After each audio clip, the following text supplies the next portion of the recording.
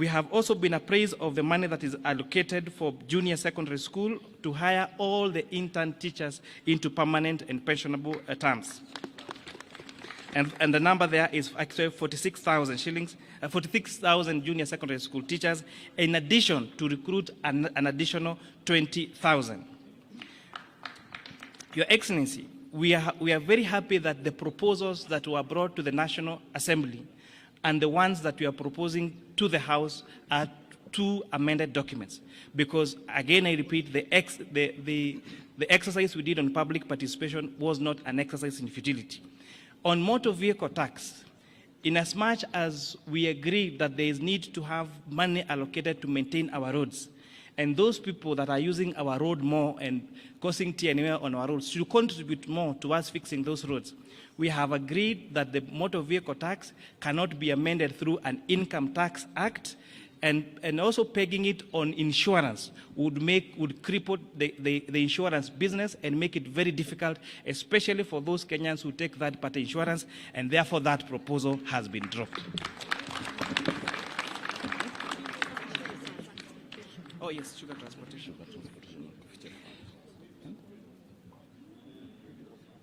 Yes, in addition, there was a concern about transportation of sugar from the milling factory to the farms, and therefore to the sugar cane, sorry. We have listened to the concerns about the transfer of sugar cane from the farms to the milling factory. And people are asking, why sugar cane? And why not coffee? And why not tea? Sugar cane is very bulk. And therefore, the largest cost in the processing of sugarcane is actually on transportation, unlike most other crops. And that is why we have recommended to remove VAT on transportation of sugarcane from the farms to the milling factories. For the mobile phone, I actually did mention that mobile phone transfer services has been, we have not increased that, it still retains at 15%. The concern about foreign exchange transactions, the concern about transfer in banks, that the status quo remain, no additional taxes have been increased on that particular sector. Thank you, Chairman Kuria. Members of the press, I think as you have heard from the changes that have been made to the proposals in the finance bill, which will be tabled this afternoon in the National Assembly, I think it's important to mention to members of the public, including the public-spirited Kenyans who had intended to occupy Parliament, that there is absolutely no debate today. It's just the tabling of the report. Debate shall begin tomorrow morning, the whole of tomorrow, and continues to Thursday, and will allow time over the weekend for possible amendments from other members of Parliament. You may have realized from the amendments that we have done, there are a number of things that we intend to achieve. Besides the raising of revenue, is also one, to ensure that Kenyans have more disposable income. You will notice from the changes that will be proposed by the chair in the report that you table this afternoon, we are devoting more money back into people's pockets, especially the employed Kenyans who have been contributing to the housing levy.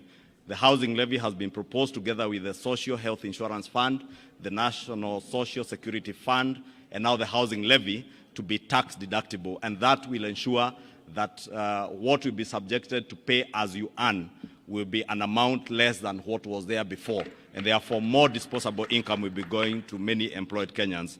The second thing that we intend to do is to encourage savings and investments in our country through the proposals that the chair has stipulated in terms of pensions, the allowable deductions that have been increased for pensions contributions. There's also an allowable deduction on post-retirement medical schemes to ensure that people start saving for their post-retirement, and those post-retirement savings or contributions into a medical scheme to cater for your medical care after retirement will be tax deductible and therefore tax-free. The other policy proposal in this finance bill is the protection of our local manufacturing industries and our farmers. We as a country have made huge investments with our farming communities, and therefore we are intentional on protecting those farmers. That is why you hear the proposals to levy excise duty on imported potatoes, imported table eggs and onions, and also the imposition of eco tax or eco levy on imported finished products. And I think, as the chair has emphasized, it is imported finished products, because when the chair and the finance committee listened to stakeholders, especially the Kenya Association of Manufacturers, a very good case was made for protection of the local manufacturing industry. Therefore, to protect our local manufacturing industry and create jobs within our economy, we are therefore levying those levies on imported finished products, right from the border borders, the motorcycles, to sanitary towels that are imported, and diapers and all that. Therefore, I think we'll close it at that, unless, Your Excellency, you have something more to add. Okay. On the transport side, on border borders, there has been a concern about introduction of excess duty on motorcycles. Again, the decision that we made last year to incentivize local assembly of motorcycles have seen a lot of institutions set up local assembly of motorcycles here in Kenya. There is no reason why we must import a complete finished motorcycle from China.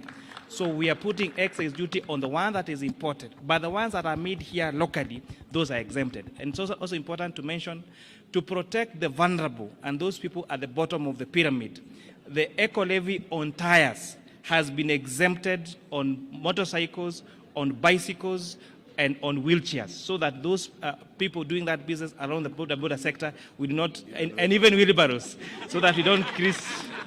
So there is no worry, there is not going to be increase in the price of wheelbarrow or motorcycles or tuk-tuks or bicycles. Thank you very much. Or mkokoteni. Asanteni, there is lunch. Karibuni lunch. I just want to argue because I